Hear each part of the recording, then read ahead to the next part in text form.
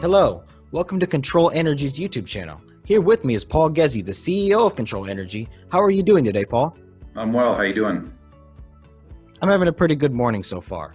So, for the new listeners here, or those not quite yet familiar, can you tell me in your own words, what is Kontrol Energy? Absolutely. So Kontrol Energy is an industrial technology company. We essentially make buildings and factories smarter. We do that through IoT, cloud, and software as a service. And effectively, we operate in one of the largest energy markets in the world, which is the building market. And to give you a sense and scale, North American buildings consume about 200 billion annually of energy. And about 30% of that is wasted. So about a $60 billion annual industry. And we tackle that challenge and work with our customers in that respect.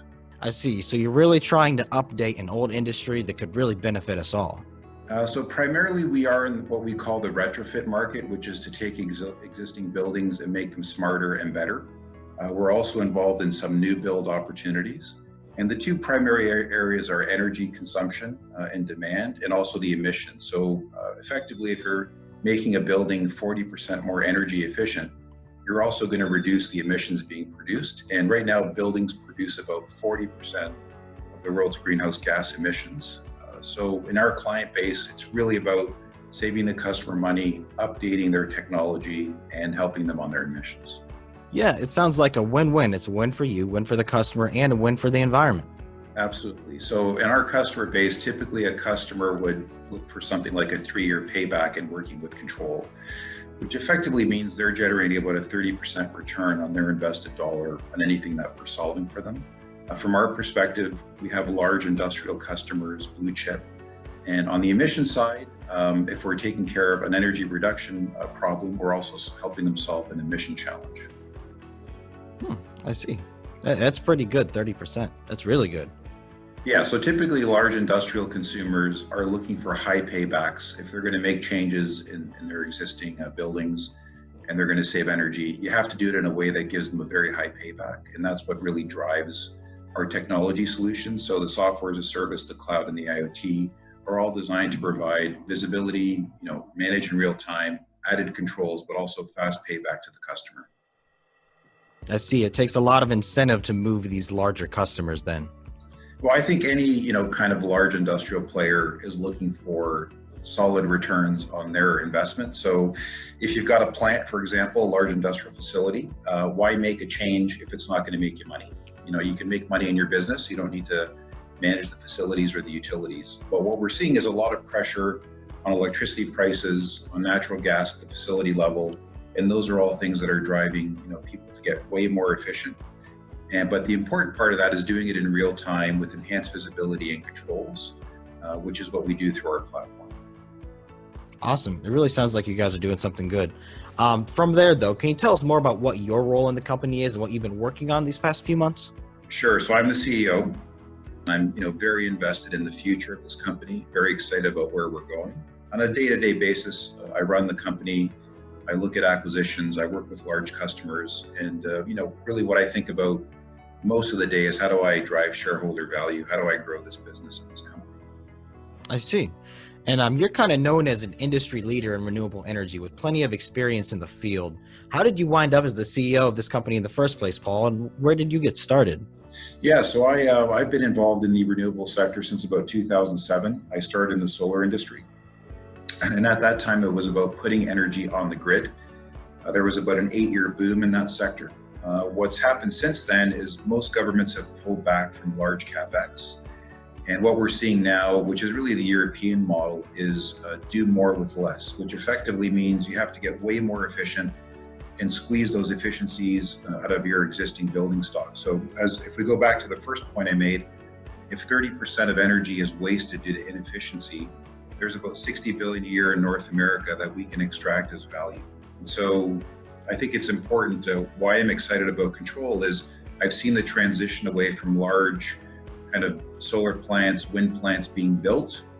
That's come to an end. The last 5 years has really been about driving efficiency and doing way more with what you have already available to you. And that includes other things like battery storage and other technologies. But from our perspective, software, cloud, and IoT to bring those efficiencies out of the system is high value.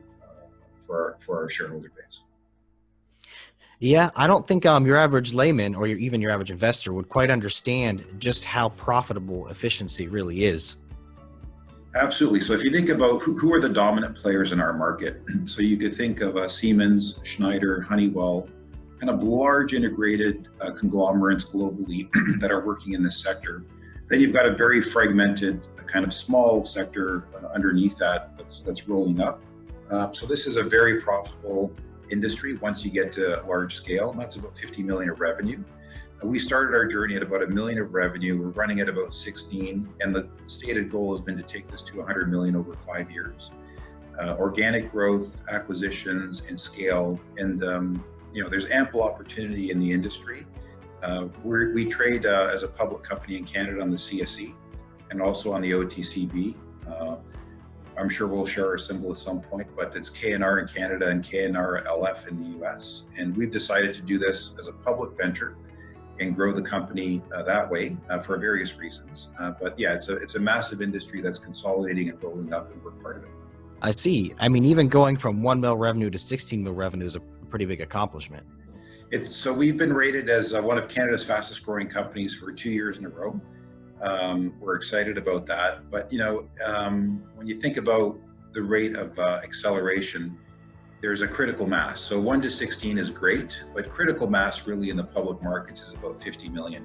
So as we approach that critical mass, it gets way more exciting for us. The hard work is getting there. And then it's taking that platform and scaling it. But about 50 million of revenue, which is in our purview right now, is really critical mass in our industry.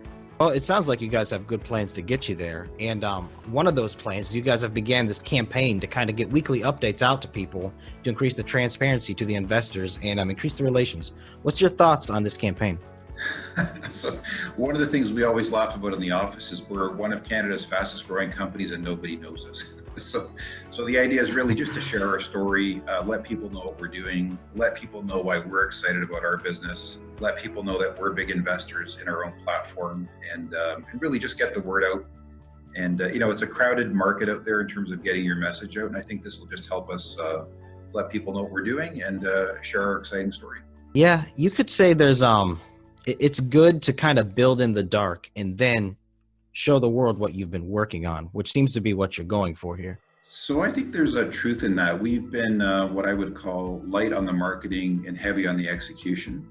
And I think, where we are now, I feel comfortable that we've got a good story to tell, that it's not just fluff, which sometimes, in the small cap sector, you get a lot of fluff.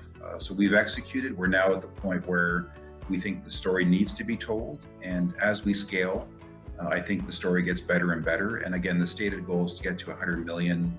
So that we started that journey 3 years ago. So we're looking at the next 2 years to scale up. And we've got some exciting things on the go, exciting new customers, new potential, and we want to share that.